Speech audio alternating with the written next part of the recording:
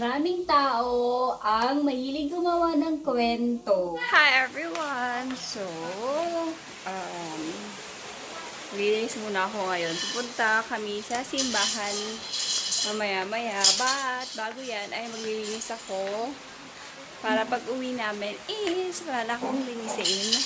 Walis-walis naman lang kasi yun lang naman. Hindi naman masyadong makalat. Yan. Tapos may duty ngayon si Papa, so wala siya ngayon.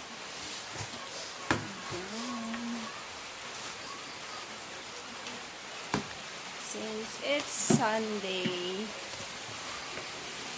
medyo rainy day dito sa amin ngayon.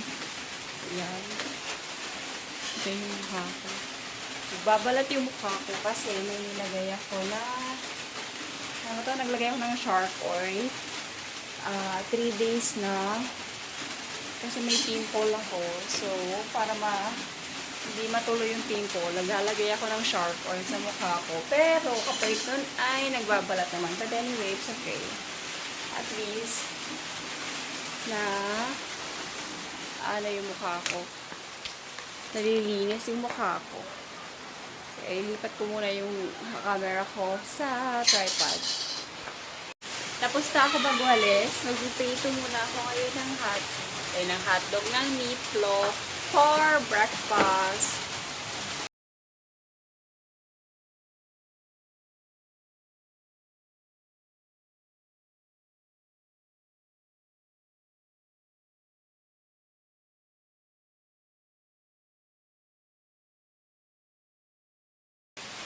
Tapos na ako magluto ng ulam. Sinaing, inaantay ko na lang maluto yung sinaing. Kasi hindi pa luto. So, ayan. Tapos, after ko magpakain, maliligo na ako. Hindi ko alam kung isasama ko yung dalawa sa pagsisimba. Kasi malakas yung ulan. Tapos, hindi kami kasya sa payong. Wala kasi si Papa. Nag-work na si Papa. Kakaalis lang niya. And, ayun. Wala. Nadami ko pa naman labangan ngayon. Tomorrow na lang ako maglalaba. Or pagdating na lang ni Papa. Kasi para may taga-sampay ako. Maganda kasi pag nandito si Papa kasi madali lang ako tapos.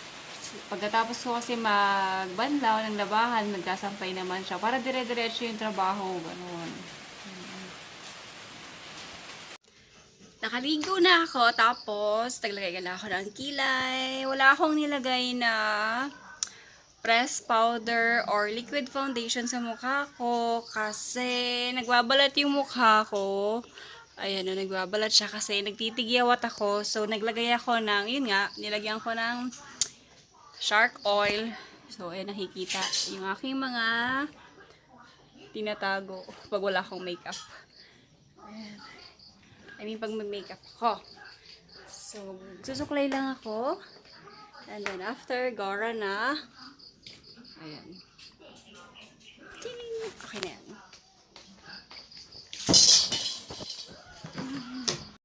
Dito ako sa Jollibee. Nag-aantay ako doon sa mag-change ng sapatos na nabili ko nga nung isang araw kasi hindi magkapareho yung size. Although, nakalagay doon sa talampakan same lang ng size pero hindi talaga lang mas mahaba yung isa ng 1 inch. Ang pangit tingnan. Okay lang sana kung siguro mga half inch 1 inch yung hindi maganda tingnan. So, ayan, nandito ako.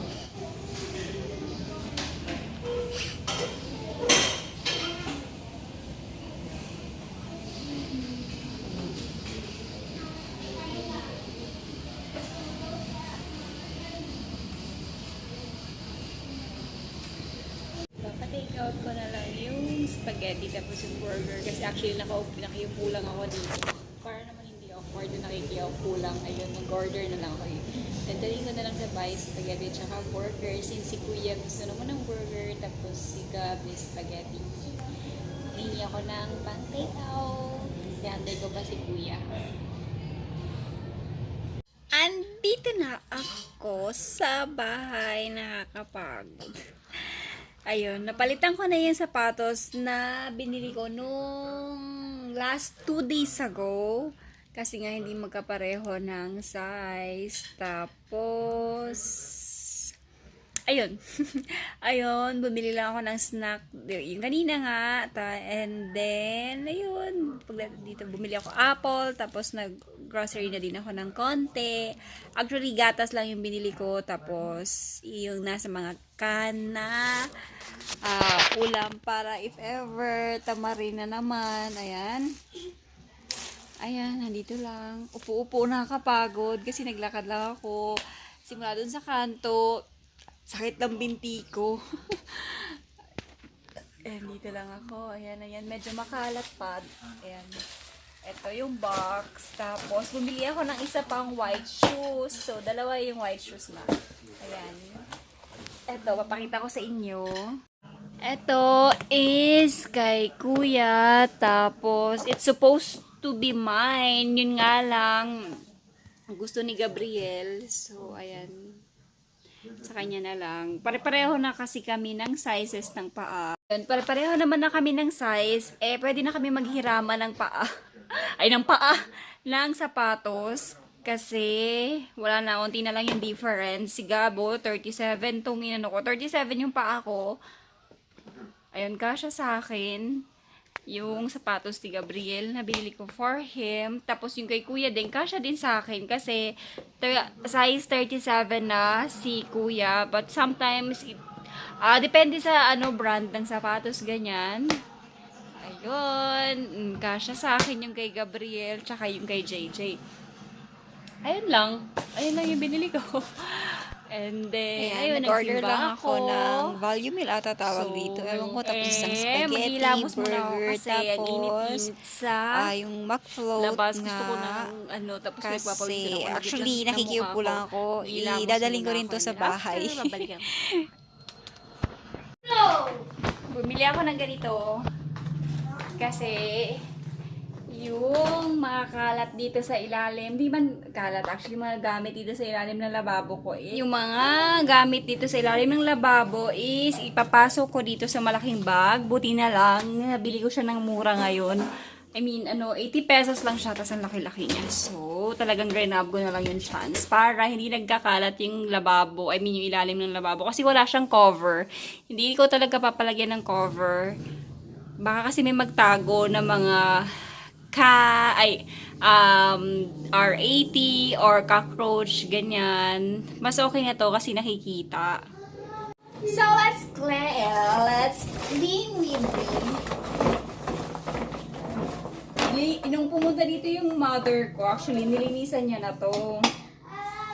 Tapos, syempre, halos everyday may dinadagdag na gamit. Ito, para pag gusto mo gumawa ng ice cream. Ganyan, ice cream. Siyempre, wala nang nakalagay dito ng mga importante. Puro lang talaga siya mga kung ano-anong ka-eka na gamit. Tapos, yung mga tinago ko ng mga gamit kasi parang hindi nakakalat. Ibig sabihin marami na, masyado na marami, ganyan. Kaya tinago ko na. Masaway din naman ako. Sige ako bili, tapos di naman ginagamit. Ay, lanera, mahilig kasi ako dati mag-bake o kaya gumawa ng leche flan, ganyan. Yan, ginagamit ko. Ngayon, medyo tinuman na ako. Nakata si Gabriel. O mga cupcakes, puto. Kasi nga, pinilig ako gumawa ng kung ano. Ano yung pinilig ako gumawa ng annex. Hindi ko alam, ito mga takip na to, hindi ko alam kung may partner pa to. Kaya itatago pa rin natin. Tanggalin. Basta importante magsama-sama. Tapos, malinis lang yung ilalim. So,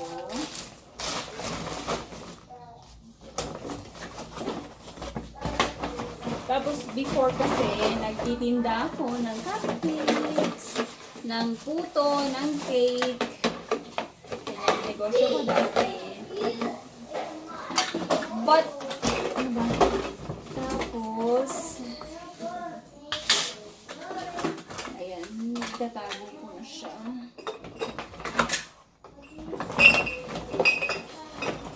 Sana lang hindi mabasag.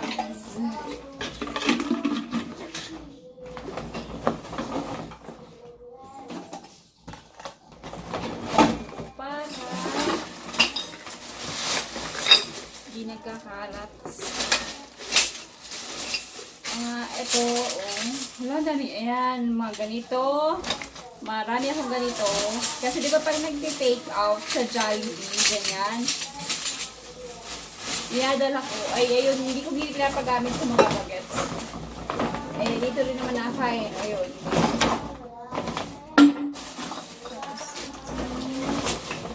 Feeling ko masyado malaki yung bag na napili ko. But it's okay. Ito kay mama to, doon sa kabilang bahay. Dinala ko dito. Baka hanapan ako ng mga. My God, masyado palang malaki yung nabili ko na lalagyan. Ayan. Hindi ko na lang sila ipag-iwan-iwalayin. Masyado naman dito. Ayun nga, yung nagbakasyon si mama dito ay may naglinis dito. But, medyo na-stress ako dito sa ilalim na nga. Hindi nga, walang nagtatago na something dito. Ayun, merong wizard. Tanan, meron ako, ano ba tawag dito? Basta pamalo, hindi, joke. Ayun, meron mo na yan. Tapos, ito. Hindi ako naglalabas ng maraming kutsara. Bakit? Kasi nawawala. Yung mga bagets ko, hindi na nag-uwi. I have this cute. Ang cute nila, no? Color green. Wala pa ako nabibiling kutsara na ganyan. Kasi wala pa doon sa binilihan ko.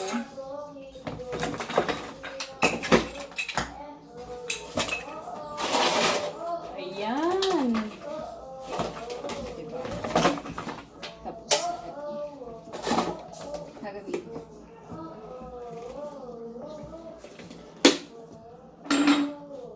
Yung nakalagay ko. Ito ko na lang, if ever, nakakailanganin ko. Alam ko naman saan ko ini. Ito is lalagyan na ng tissue. Color green. Yung, ano niya, paa niya. I love green.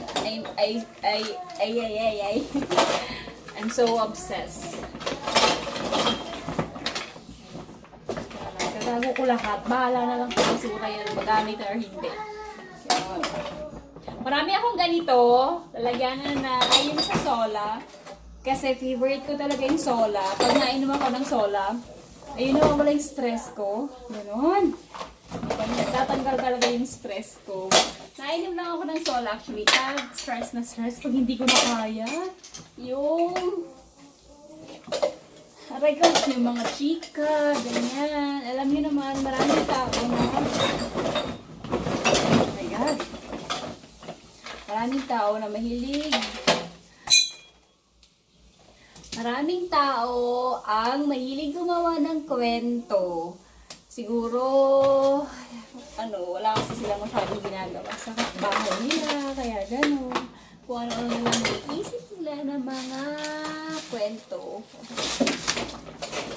Yan, pag mga ganyan, na-stress ako. Ayan, tapos na. Yung iba itatapo. Actually, ito itatapo kasi parang wala nang pangin na. Ayan, okay na.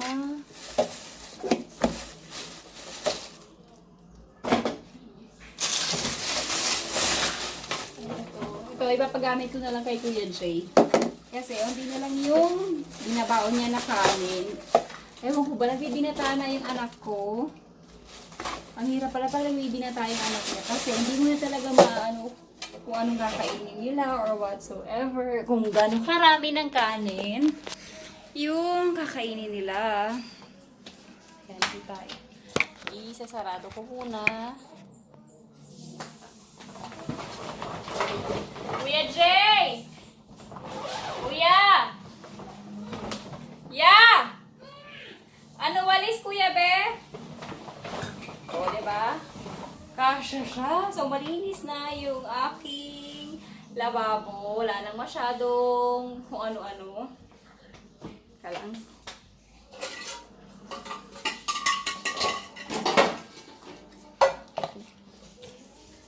Dustpan. Sige na. Tapon mo doon yung ano ha. Ayun, nagagalit na siya. Yan, nagagalit siya kasi inuutusan siya. Ito is itatago ko dito. Ay, lalagay ko lang dito. Ito, ang dami niya, pang ano ng kaldero. Hindi ako nabili ng isa-isa kasi masyadong magastos. Tapos, kailangan naman talaga siya. So, marami yung binibili ko. Pag importante, yung gamit dito sa bahay, marami na talaga yung binibili ko. Pag madalas gamitin, ganyan. Bucket. Kasi, hoy! Daspan anak! O, tignan mo. Wala yung walisin. Di naman masyado. Diba maganda tingnan pag walang nakalagay na ano. Lahat dito sa ilalim. Tapos, sure ka pa na walang mga kung ano-ano na nagtatago. Walang bathroom. Walang R80. Pero wala kaming R80 naman. Na, alam nyo ba, nung last, meron napasok dito na R80. Napasok dun sa may, ano, dito sa may bubong. May butas kasi. Ayan, napasok siya. Talagang na-stress ako. Hindi ko alam kung anong gagawin ko. So, tinanggal ko yung lalagyanan ng plato ko. Kasi, kita ko siya na naakyat siya dito sa may lalagyanan ng plato. Tapos, ayun, nalabas siya doon. Doon sa may butas. May butas kasi yan dyan. So, ayun, nakita ko. Tinanggal ko siya. Tapos, ever since, no, nung tinanggal ko, hindi na siya bumalik. Sana nga, wag na lang bumalik. Kasi, ayoko na may mga ganyan-ganyan. Kuya! Diba? Kuya! Ayan, ito naman. Dito is yung mga gasol namin. Gasol ba? Tangke. Yung daspan ba? Dami kong gabo. Itapon dun sa labas. Ayan, meron akong steamer. Dito ako before nagbe-bake. Kasi wala kaming oven. So, dito ako nagbe-bake ng cakes, ng ano pa ba? Basta ng mga kung ano-ano. Ayan, yung nahilig ako mag-bake. Yan, dito talaga ako nagbe-bake ng, ayan. Sawa ng Diyos, natuto ako. Basta talaga, gusto mo yung gawain mo. Ayan, matututo at matututo ka kahit na hindi kumpleto yung gamit mo. Ayan, malaking tulong sa akin tong steamer. Tapos, yung mama ko yung bumili nito. Tama ba? Sino ako bumili nito? Or si Papa. Ewan ko. Si Papa Tings ata bumili nito sa akin. Hindi ko alam, basta sponsored lang to. Ayan. Okay na, kuya? Uy, kuya, nawala. Isang ko muna dito. At tapos na. Ala, bakit nilalanggam yung tuyo namin? Oh my God. Ang daming ants. Bakit siya nilalanggam yung tuyo namin? Yung binigay ni Ate Ami na tuyo ay nilalanggam. Ito po na. Isa na sa aming mumunting bahay. Ito ang aming mumunting pupo. Natapos din ako sa wakas. Finally. Ang hapdi ng mukha ko kasi nagpawis nga ako. Ayan, wala naman akong pimples. Puro na bakas ng kahapon. So, hindi na ako maglalagay ng, ito yung pimples ko na gusto ko mawala. Pero okay na siya. Hindi na ako maglalagay ng shark oil sa mukha ko. Kasi yung pimples lang naman yung gusto ko talaga matanggal. So, maya-maya, papahinga muna ako. Tapos na ako doon sa ilalim ng lababo. So, dito naman ako sa sala. Ito lang naman yung kalat. Hindi naman siya kalat. Puro lang siya plastic. Yung pinaglagyan ng mga pinamili ko kanina. Ayan. Ang sakit. Ang hapdi ng mukha ko. Nakakaloka. Ayun. Yung dalawa nasa kwarto, naglalaro. Ay, nanonood ng TV. Ayan muna. Wait lang. Mamaya may magluluto ako ng hotdog. Wala na ako ng hotdog na bili ko. Teka lang. Wait lang. Hanapin ko yung nabili kong hotdog. Lalaro sila kuya ng soccer. Kuya! Lalaro sila. Uy! Teka lang guys. Yung sapatos ni kuya ay yung pang school niya. Ganap tayo ng sapatos na. Eto ya!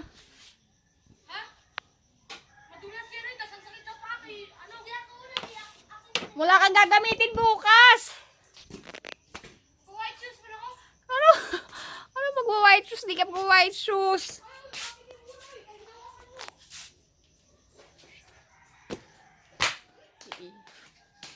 PCR muna ako. Kikita niyo ako. PCR muna ako. Wait lang.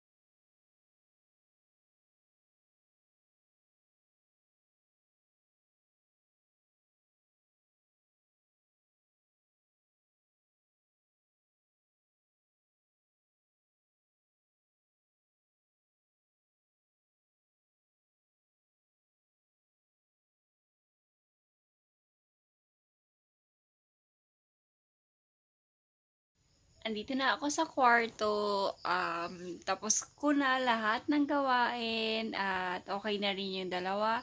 So, mag-sleep na kami. Thank you for watching. Hanggang dito na lang ang aking vlog for today. Tomorrow naman. Bye!